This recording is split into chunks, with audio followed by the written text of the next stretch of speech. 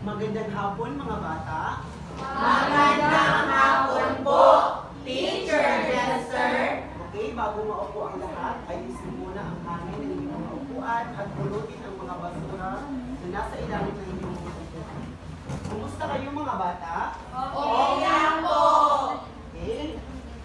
Kung ganon, dumako naman tayo sa ating layunin sa araling ngayong hapon. Okay? Pakibasa. Sa pagkatapos ng itinakdang oras, ang mag-aaral ay naasahang maipalagi ang kaalaman sa mga sukuri ng mga mamayang Pilipino, maipakita ang tungkulin sa kanilang sarili, at palakasin ang pagpapahalaga sa mamamayang Pilipino.